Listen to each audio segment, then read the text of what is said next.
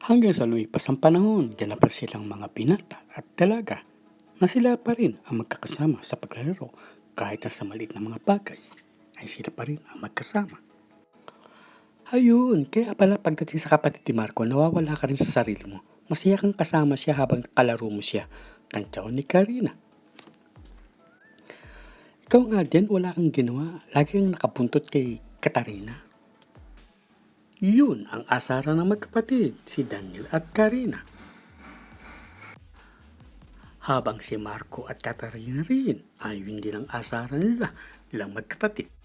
Malayo na ang kanyang nararating. Napansin niya, ang gubat na yun halatang hindi pa napupuntahan dahil sa malumot ang paligid ito. Kinala niya ang kanyang mata kahit na ang tubig sa ilog ay malabo rin. Kakaibang hayop ang katulad ng isang agila ang nakita niya rin. Ang mga punong naninilawan dahon ang sarap pagmasdan, ang mga tingkad na kulay nito. Pansin din niya may tubig tabang sa kanyang daraanan. Halos inabot na siya ng maghapon ay patuloy pa rin siya sa paglalakad. Kahit alam niya sa kanyang sarili na parang naliligaw na siya at patuloy lang siya sa hindi umaalis sa lugar na yun, inisip niyang naengkanto na siya sa lugar na yun. Na mga sandaling iyon, buo ang loob ni Daniel. May kakaibang anyo na mga sandaling iyon. Si Daniel na parang hinihila siya na isang lagusan na kakaiba sa kanyang pag-aakala. Pero mabilis niyang hinakpa ang kanyang paa. Pero bigla na lang siyang tumautos sa kabayo. Napansin niyang nagwawala ito at mabilis siyang tinulong ito mula sa kanyang pagkakasakay sa likod ng kabayo. Bagsak at tumilapon si Daniel. Napansin niya na parang may nagtatawa at saka niya hinanap ang tinig na yun. Mabilis niyang hinawan ang tinig na nagkukubli sa kawalan. Bakit hindi ka magpakita sa akin? Yun sigaw ni Daniel sa hangin habang nililingalingan niya ang kanyang mata. Habang pinagmamasan niya ang ilog, nakaharap niya na baka may isang nilalang ang hindi niya nakita na nakikita siya. Kahit ang kumpol na usa na nanginginay sa damuhan ay pinagmasdan niya. Pero ito ay mga nagsitakbuhan lang palayo sa kanya. At dumako pa siya sa banda roon na puro mga elepante ang kanyang napansin na nangingilain lang ng mga damo. Nang mga sandaling yun, lalo niyang hinawakan ang kanyang sipat. Kailangan niya para sa pagtatanggol para sa kanyang sarili.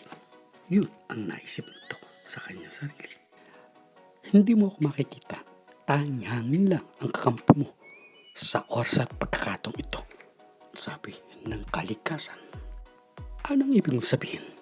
Sabi ni Daniel habang nakatingin sa paligid. Napansin niyang magandang bulaklak na kanyang natatanaw. Yun ang naging dahilan para maging payapa ang kanyang kalooban. Hindi akong kalaban mo sa iyong paglalakbay, sabi ng kalikasan. Anong pakay mo at naligaw ka rito sa kagubatan ng engkantada, sabi ng hangin.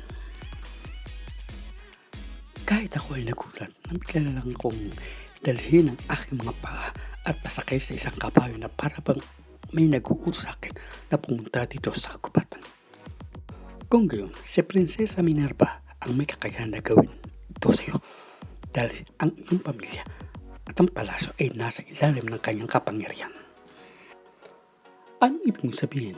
Ako isang ordinaryong mamayan, ang aking ama isang magbubukid, ang aking ina naman isang labandera. Takang tanong ni Daniel sa mawagang tinig. Hindi ka ipapadpad ng iyong mga paa para pumunta sa gubat upang lapain lang ng mga mabangis na hayop. Panahon na para ipagtanggol mo ang iyong kaharian at ang mahal na reyna at ang iyong amang hari. Dahil alipin sila ngayon ni Prinsesa Minerva. Huwag mo nang upusin ang iyong oras para sa mga tanong. Lahat ay malalaman mo sa oras na makadaupang palad mo ang ministro na matatagpo mo sa ikalawang bundok patong mahilak. Paano kung nalaman na siya ang ministro ng aking amang hari? Ginawa siyang isang leon para katakutan at hindi lapitan. Mapapaamo mo lang siya sa oras na ilagay mo ang kwintas ito sa kanyang liig. Ito ang kwintas na banal. kailangan mailagay mo sa liig ng leon bago mag-ikatlong araw at ikatlong gabi. Dahil kung hindi, turo yan ang malalantayan. At sa oras na malantayan, hindi na maibabalik ang sumpa ni Prinsesa Minerva sa dati. Yun lang. At biglang bumaksak sa kanyang kamay ang kwintas ni Yari sa malimuyak na bango. Kasing linis at puti ng nebe na matatagpo sa kabundukan. Inutusan siyang baliktaran niya ang kanyang suot para hindi na siya muling naligaw sa gubat. Hanggang sa muli po, episode 3. Kung nagustuhan niyo po, pwede po kayo mag-comment, share, and like dito po sa akin channel. Maraming po salamat. Thank you very much. Shoutout po sa mga tagapanood. Maraming po salamat. Bye!